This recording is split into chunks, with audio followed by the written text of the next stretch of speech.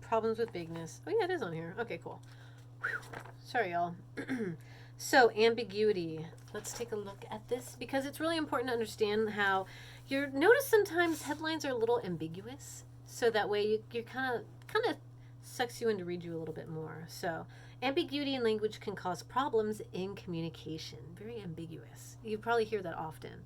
A word or expression is ambiguous when it has two or more different what do you call it?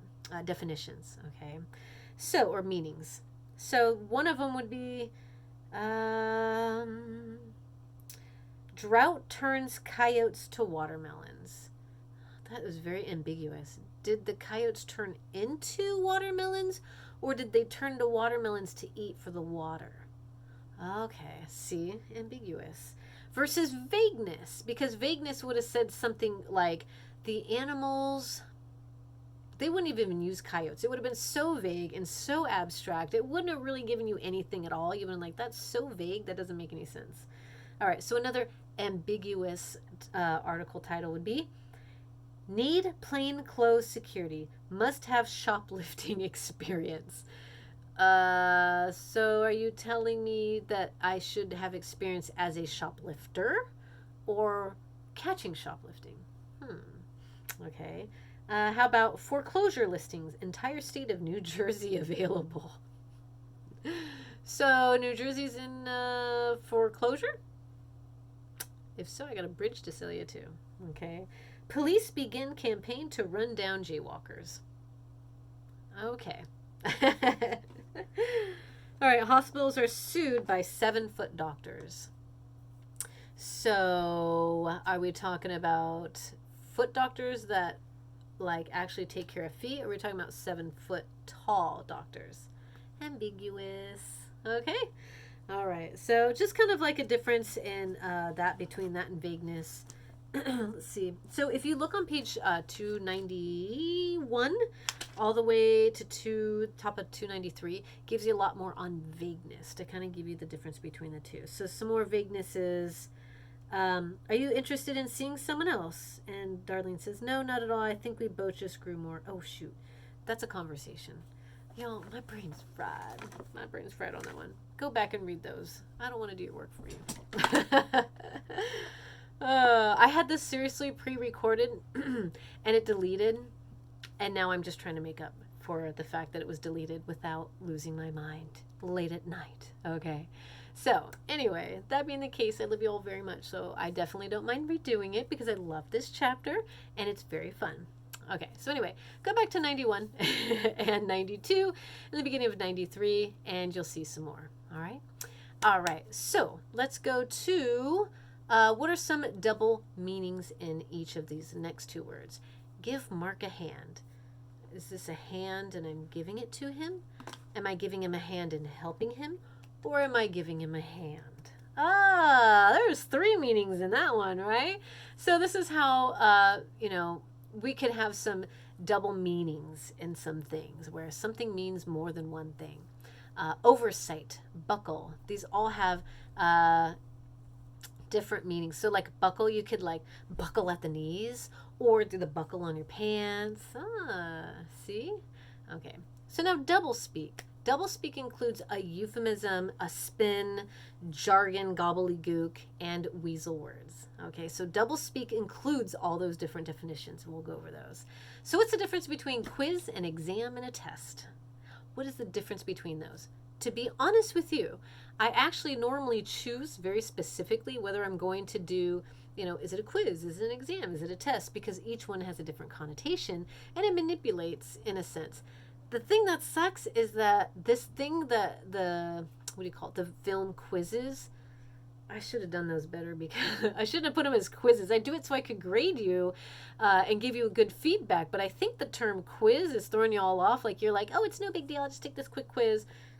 Darlings, that's not the case. So if you're doing any of these films, please, this is a full actual. I should have just called it a test, not a quiz. But Canvas doesn't offer that. So anywho, I think about this usually when I give homework. How are you going to react to the term quiz, exam, or test? All right, I'm starting to see that even more so this semester than ever before.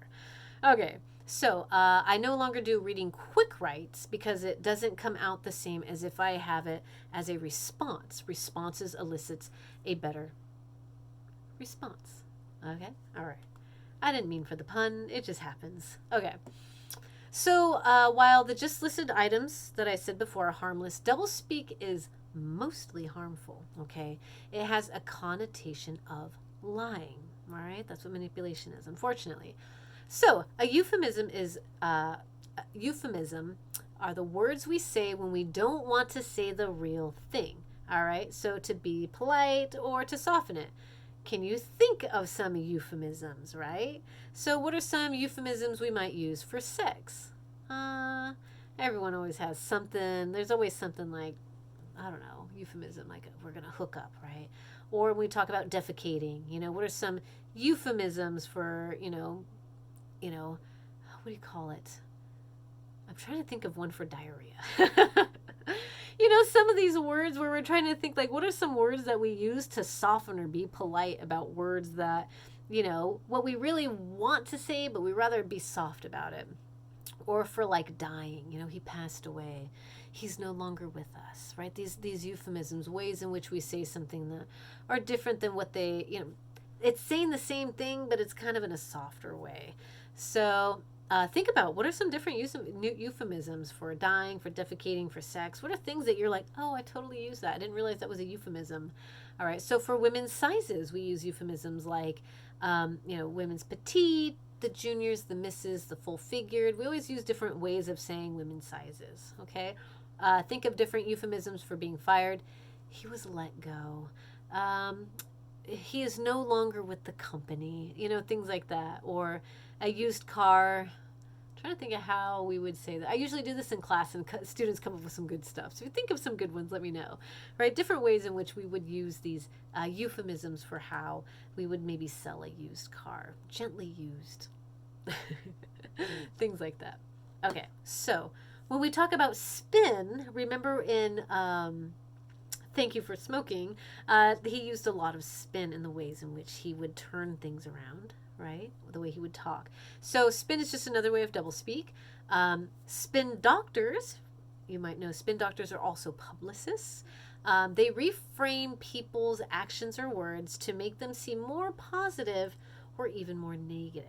Okay, so that's what people do. They spin the words around to say what they really mean to say. Okay, so spin uses fallacies all the time and deflection, right? So you'll see that again. Politicians, the people who speak for them. My brain, guys, I'm sorry. Publicists, right? People are speaking for them to really kind of turn it around and either deflect or to, in a fallacious way, try and make a point. All right. So Sessions, I don't know if you remember Sessions from back in the Trump era. Sessions was saying that the Bible talks about separating families, and he was saying that and using it as spin to justify their actions. Okay. So what he meant was, is that a lot of people would be like, oh, well, what he really meant was, that's the way spin doctor uses their stuff. Or I didn't say that. Again, this is why they use vagueness or ambiguity. Okay. So you've taken my words out of context is another one. So Randy Rainbow, he's actually a new kind of spin doctor who takes Trump's spin and uses actually against him. He actually uses Trump's words against him. So he's got a few video. You can watch it if you want. This just so happens this is when Trump was in president. I'm sure they would do it for Biden or whoever next president is. This is what they do. Spin takes sound bites out of context and they turn it into the negative. And this is a really big problem because a lot of times news agencies do it all the time. They take these little sound bites and they go, and this is what they said. Sometimes they take it without using the full context, so then it sounds even worse. All right, so everyone's guilty. It just happens. They do this all the time. So, jargon. Jargon takes terms that are specialized and excludes people with them or makes the average person feel unqualified to judge. So as teachers, we use stuff all the time. Jargon, it's just what we do because for us, when we're sitting in a room and we're having a dialogue conversation, Sometimes we use jargon because it's a little easier for us, because for us, sometimes the jargon is also a quick way of saying the thing we need to say, okay, without having to explain it to many people. And this happens all the time. We use jargon for sports, for football, baseball, doctors, lawyers, and teachers. They use jargon all the time because it works within the community that they're working with, and then they just get to the point. So for some of us, it works really well. Other times, people use jargon so that other people can't really understand what's going on here. So why can't you just say it simply? Okay, why can't you just say it simply? For us to say it with the jargon actually is simpler than having to explain it. But there is always, at some point, a simpler way of saying it. Okay? Same thing is jargon is used in terms and conditions for credit cards. If you've ever read the back of those, you're like, what the bleep? Okay, that is very lawyer-ish speak that you can go back and read and tell me how you feel. Okay. Now, gobbledygook. Gobbledygook is so complicated and so full of extra clauses and vague language and catchphrases and allusions, and it's to the point where it becomes where the listener's like, what? They lose track of it. But that's the point, okay? It's never meant to be able to keep track of what is being said. Wildly enough, I'm going to throw out a Golden Girls line. Rose does this a lot. Rose will actually tell a story that is so gobbledygook, you're like, where are you even going with this? Somehow it makes sense. It's not supposed to. But if you really listen to her stories, they really just make no sense at all. And that's, I believe, the point. Okay, so on page 299, we're going to go there really quick. All right, so 299 is where we have our gobbledygook, where we have that vague, inflated language. And there's a little spot right there where it says, sometimes people get the notion that the purpose of Eddard seminars training is to make you better. It is not. Okay, I happen to think that you are perfect exactly the way you are. The problem is that people get stuck acting the way they were. Notice this line, acting the way they were instead of being the way that they are. What? The purpose of EST training, which is the Eddard Seminars training, ERS training, is to transform your ability to experience living so that the situations you've been trying to change or have been putting up with clear up just in the process of living. Y'all, I have a hard time reading that because what the was that? That's gobbledygook, my friends.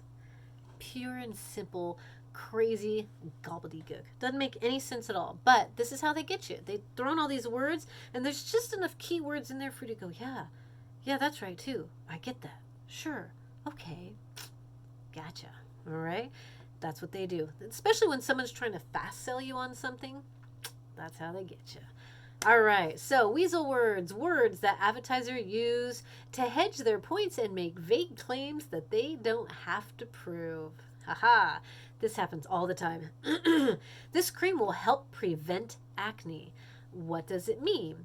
Is it indefinable, right? Like, this cream will help prevent acne. Well, what does that mean? Help? I don't, what does the help mean in there? I don't understand. I'm very confused. Okay. A lot of times they'll say things, and you'll catch this in ads too, where they say they'll help prevent, wrinkles. Well, how do you help prevent wrinkles? Like, that's just some of the dialogue will really get you. So really pay attention when you see this in ads. So spick and span is like a tornado in a bottle. It's like a tornado in a bottle. How does that work? I don't know. Right? So these are ways in which they throw in these little weasel words that, and when we say weasel, they throw in like the word help or, I'm trying to think of a few more. Like help is always the one that they get me, or it will, or something. It kind of leads you to think that it will actually do a thing when in reality, they can't prove it. They can't show or they can make the claim, but they don't have a way of proving it. Okay. All right. And last but not least, we have romancing the product, and that's on 301 and 302. And this is when words are used to help consumers associate the product with things that are bigger, better, and more exciting. All right. I actually really like this one. Romancing the product is one of my favorites. Hopefully my phone doesn't cut off before we finish this, but it is really, really one of my favorites. So thank you for sticking with me on this one. Virtually. This is what I was kind of going for with like Weasel Words. Sometimes they'll throw things in there that really kind of get you, but romanticizing the product is really where advertisers, and I really hope you find these in your ads here. All right, so virtually, almost, but not quite, virtually, okay, virtually foolproof. All right, virtually never needs service, virtually trouble-free. But it's not a fact, and it's not wholly there. Almost, but not in fact. All right, so let's see here. Acts and works, okay? So these words, that's the one I was thinking when I think of help. Very similar to the word helps, but it's often with the word helps. So let's try some. So it works like magic, okay? It works to help prevent, that's right? So works to help, all right? Helps in there too, all right? It acts against da-da-da-da, whatever it might be. Or it acts on the cough control center. Acts on the cough control center. Okay. The throat? What is that? Okay, so can be is a way they use it, or up to 50% better. You know, let's see. Oh, you could win up to $500. Well, you ain't never getting to that $500. It's usually like a buck here, a buck there. But that's a big one. That's a huge one that they'll get you on advertisements. They can give you deodorant will help you up to 12 hours. Maybe up to 12 hours. I don't know. Maybe at least 12. At least 12. Maybe up to that. Okay. Let's see here. Come to our sales and get up to 50% off. That's where they also get you when they say up to 50% off. Majority of the time when you look at sales, always notice that it's usually the lower part, not the higher part when it comes to that. A little trick. Retail experience, I guess. As much as. All right. And that's very similar to the words up to, but as much as means you might get the ultimate benefit described, but you also might not. All right, so as much as 20% greater mileage. Bubblegum gives you as much as an hour of chewing satisfaction than the leading brand. Okay, so keep going through those. Absolutely excellent examples of ways in which we're using the romancing of the product, where we're using Weasel Words in a sense to romance that product. All right, so think about that as you're doing your advertisement project. I see so far everyone's doing really good. I have complete and utter faith in you that I don't really have to give too much more detail, but if you do have questions, please go ahead and reach out to me. So far in the things that students have, you've been reaching out to me and asking me and leading towards looks really good. I have a feeling based on what I've seen so far in your work, it's going to look fantastic, so I'm very excited. But again, if you have questions, let me know. And sorry about this lecture. I hope it wasn't too disoriented. I apologize for that. But overall, the book does give you those great examples. PowerPoint gives you some as well. If you have any questions, let me know. I'll see you on the other side.